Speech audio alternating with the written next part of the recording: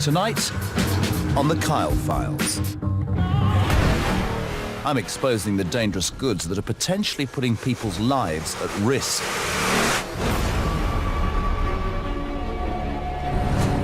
I visit a secret location that is full of seized fake goods. Just like absolutely shocking.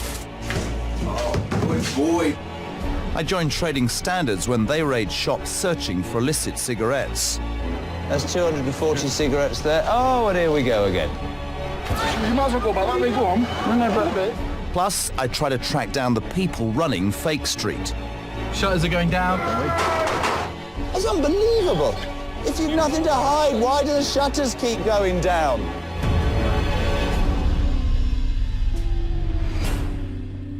The economic crisis has left families struggling to make ends meet, which means we're all trying to cut corners to save some cash. Some people are buying cheap goods that turn out to be fake or dangerous, but these can potentially carry huge risks. With the authorities admitting they're losing the battle against counterfeit goods, could saving a few pounds mean you're putting your family's lives in danger? Black market goods bought for very little and sold for maximum profit. Every year, the UK is flooded with fake goods and products that are also dangerous. Just the latest haul for the customs team at Heathrow. These are all convincing copies imported for sale at street markets and on the internet. Counterfeit goods cause damage to legitimate businesses and traders and can leave customers out of pocket with inferior and possibly dangerous products. Something as simple as a phone charger. Again, the wiring on it's substandard. You charge your phone at night as you go to sleep, you're potentially putting your life and your family's life in danger. To many of us, it may seem that counterfeit goods are simply a harmless way to grab a bargain, but there could be serious consequences. So what can be done to make sure that the products we buy are the real deal and are safe? It's organised crime.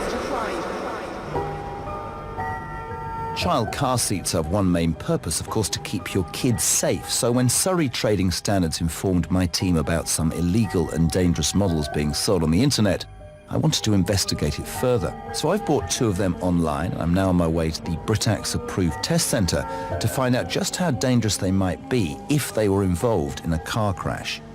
Mark? Hi. Jeremy, nice to meet you. How are you? Jeremy, nice to meet you. Listen, thank you for doing this. This is one of the UK's leading car seat test centres. As you know, we've been working with Trading Standards. I almost found myself, as I was walking in, embarrassed to be holding this. We were tipped off by Trading Standards. These we bought off the internet. People are putting their kids into that and thinking that they are going to be safe. First impressions of that? Horrific. Yeah, truly shocking. This kind of product, if we look at it, we can see just at this stage there's no approval labels. There's no shell. That's what my thing was like. It's got no buckle. As a structure, there's nothing there. So frontal impact or side impact, the results are going to be pretty frightening. Absolutely frightening. And we'll see the results shortly. These fabric seats have been imported from China or sold on international websites. Now, the law states that only EU-approved child car seats can be used in the UK. They have a label showing a capital E in a circle. These fabric car seats do not carry a label that certifies that they have passed UK safety standards, so they are illegal to use. They're armed. For our test, we're comparing the one we purchased alongside an approved car seat. Cameras are set.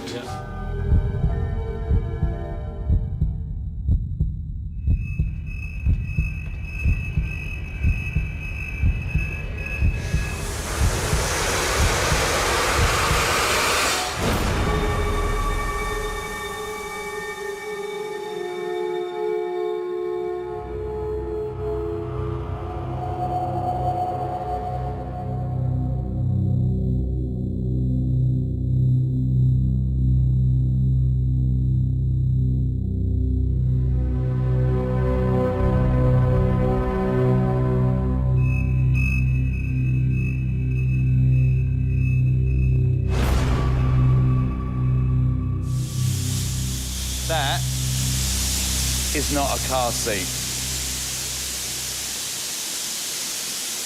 That child is dead. That child has survived. That was 40 miles an hour, right, Mark? As a father of 4 children, it terrifies me to think that these are being used every day. Please contact your local trading standards straight away if you suspect you've bought one. Pressures on our wallets has led to an increase in us knowingly buying fake goods, and with shopping now ranked among the most common leisure activities and counterfeiting at an all-time high, it is more important than ever to understand the impact that buying fake goods has on us all. I'm now on my way to an undisclosed location in West Yorkshire. Now, this place houses a huge amount of fake goods, but because of the street value, we have to keep that location secret. We're going to meet the Trading Standard Institute's lead officer on intellectual property, a guy called Gavin Terry.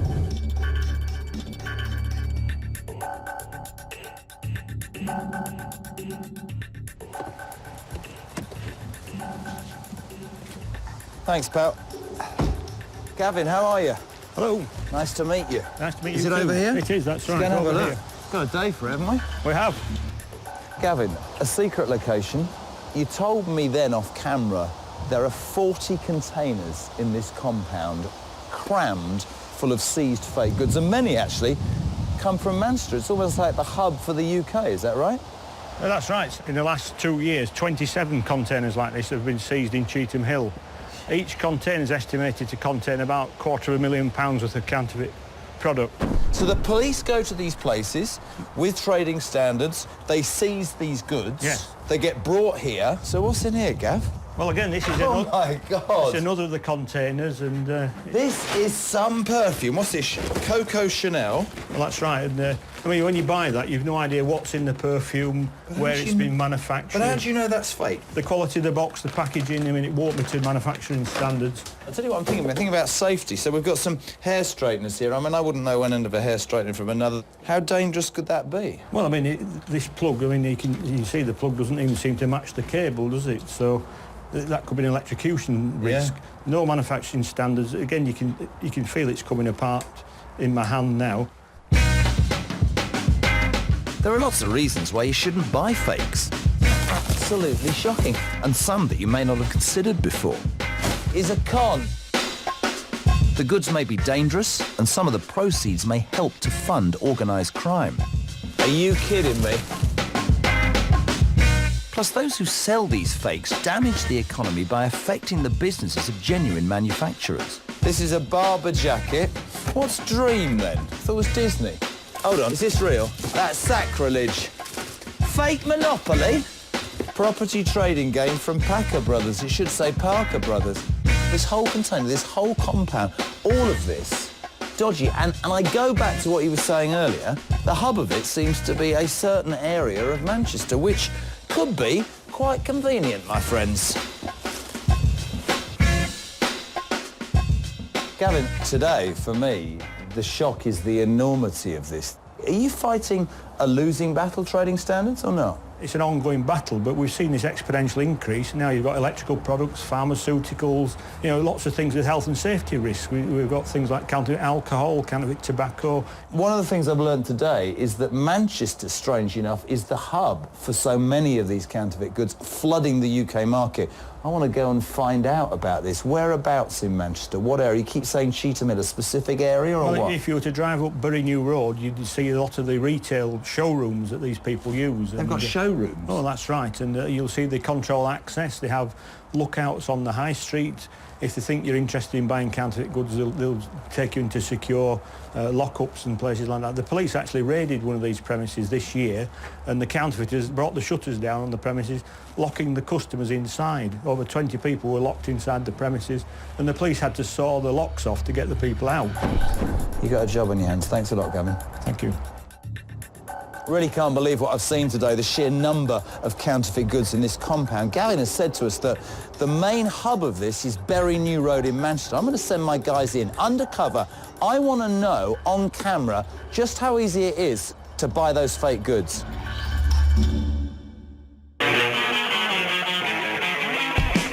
So back at the office, two of the team get rigged up with secret cameras ready to go and covertly film at Cheetham Hill to see if they can gain access to any of the shops that are selling fake goods.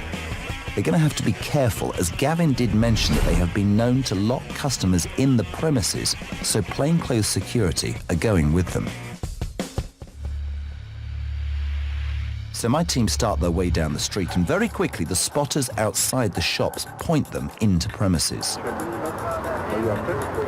have you got any, like, iPhone chargers? iPhone charger, you got a normal one, you got a longer one. It's a normal one, yeah. Is there any more places? Yeah. Turn left there, there's a phone market at the back. Is there? Yeah, we'll have a look. Thank you. It doesn't take the team long to be led behind the shop fronts to a labyrinth of stairs and corridors that lead to the other hidden areas. Yeah, always.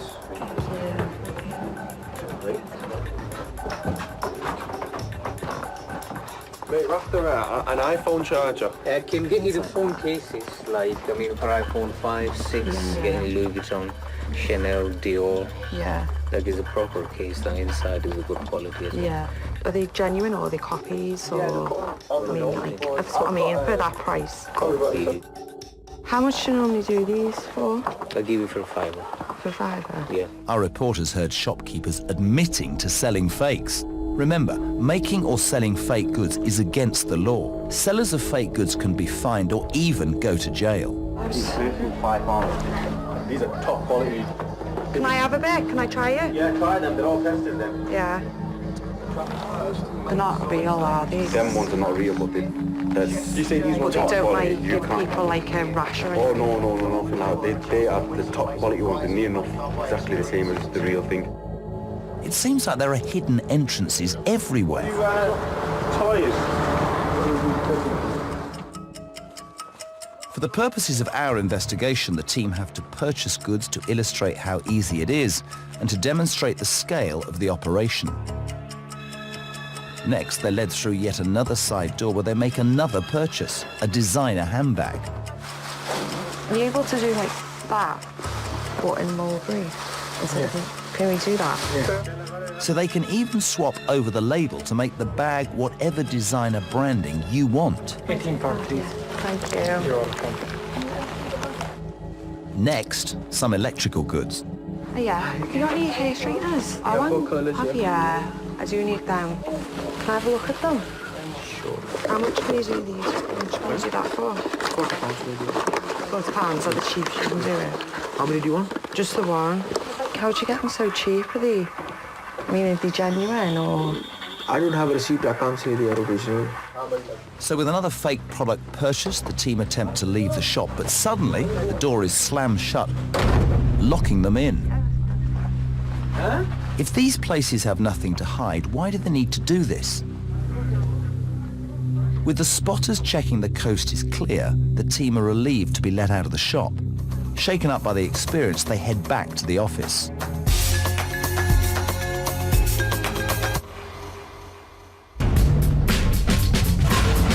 Later, I pay a visit to Cheetham Hill to confront the shop owners.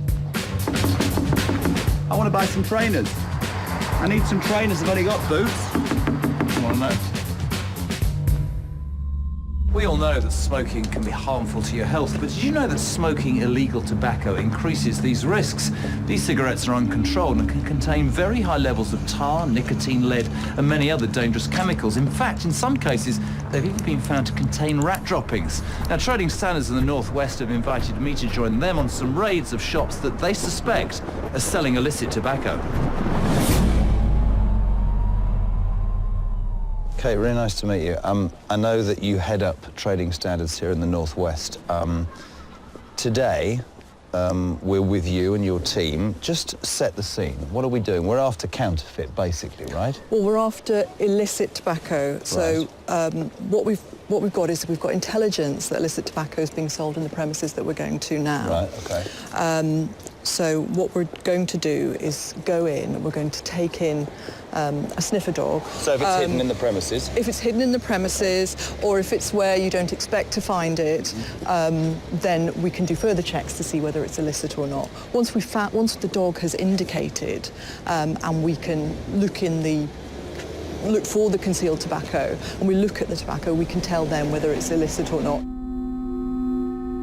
Illicit cigarettes can mean a number of things. Either they've been smuggled in from abroad without paying UK taxes, They're counterfeit, so they're fake, or they are legitimate brands abroad but not legally available in the United Kingdom.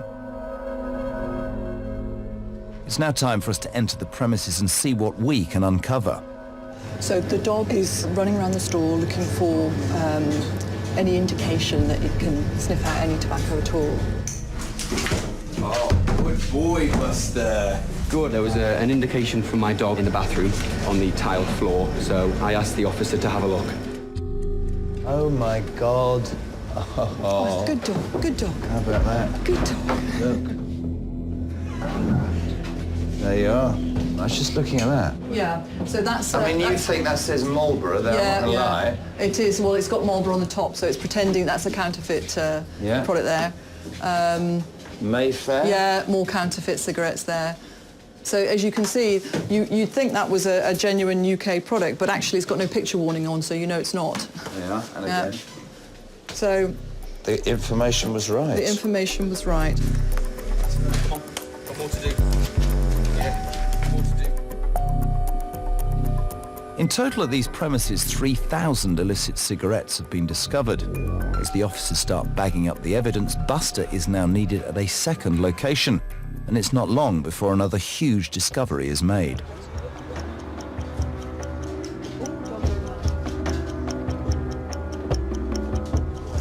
Oh, look, here we go. There we go. Absolutely. Not even hidden too well. That's 240 cigarettes there. Oh, and here we go again. There we go. Here we go. Look, here we go. Oh, it's everywhere. Look, there we are.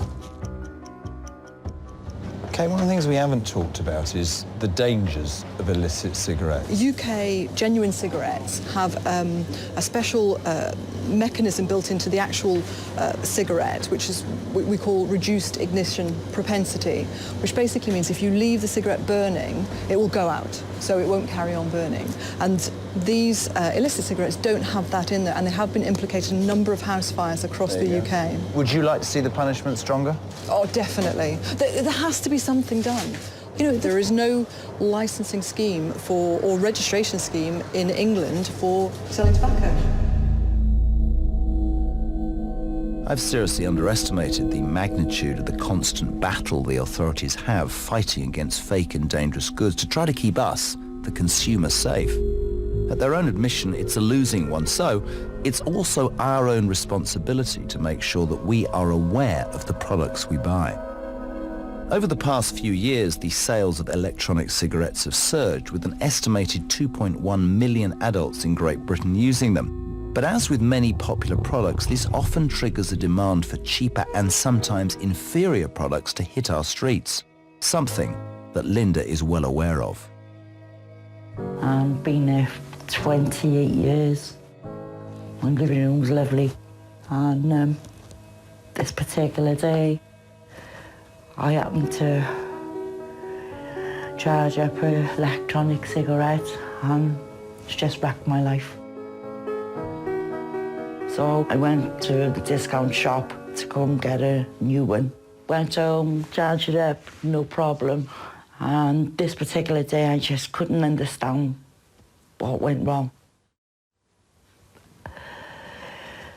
And then all of a sudden, my alarms went off and I opened my bedroom door and it was ablaze.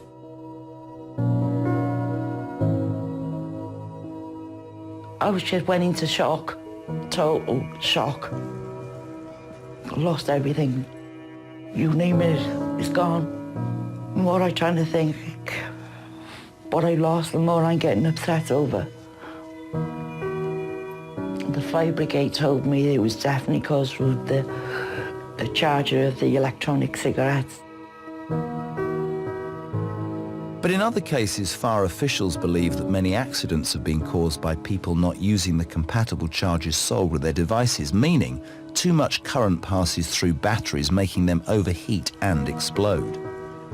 Just looking at it, I am gutted. You can see it all boarded up. I can't even walk into my home. I only wish that day I never plugged those electric chargers in. Wish to God I never. It's so sad hearing Linda's tragic story, but it doesn't necessarily mean that budget e-cigarettes are dangerous. If you're going to purchase one, just make sure the charger complies with European safety standards and carries that CE mark. And don't purchase one that you suspect may be substandard or counterfeit. Earlier in the show, you saw my team go out and secretly film in Cheetham Hill, Manchester, where they managed to get a number of shopkeepers to admit they are selling fake goods. Are they genuine or are they copies? So I'm now on my way to the street to see how many of the shops I can get access to before getting spotted. Oh, shutters are going down.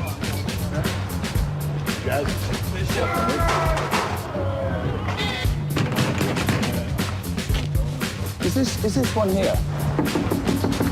I want to buy some trainers. I need some trainers. I've only got boots. Someone know. Try it here. It's extraordinary. Like, every shutter is down. Boys, how are you? There are a lot of people that appear to be hanging around on the street. I want to find out if any of them know why all the shutters are down. Trading standards tell us this is the hub of fakes and counterfeits, dangerous and fake goods in the UK, right? Yeah, of course it is. Right, listen, okay? So we send some undercover camera people in, right? So I come back to speak to the shop owners and go, are you aware you're selling this? And look what happens. Within 2 minutes, every shutter goes down on every shop, and suddenly a place is rammed with people who go, I'm just visiting. I want somebody to talk to me and basically throw it back and go, trading standards are wrong. This is an okay area. Do you understand that? This is an okay area. Yeah? I'm not saying it's not. Why the shutter shut? How many people, right? How many people just chill in Bury New Road in the afternoon?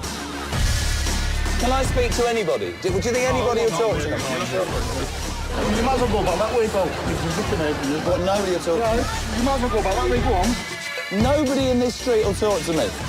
None of you work here. None of you know that any shops exist. That's unbelievable. If you've nothing to hide, why do the shutters keep going down?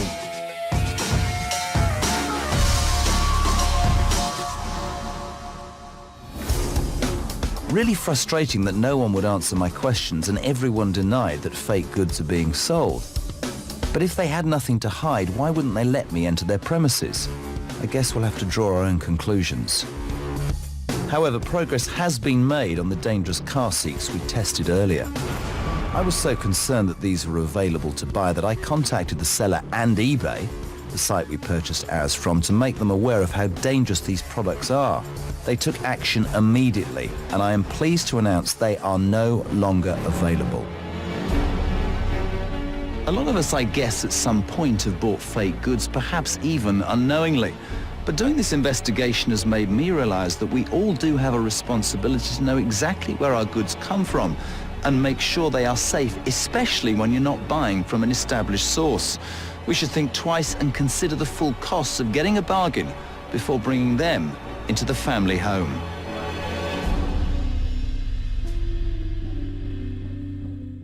Are you comfortable? Never thought I'd do this on camera.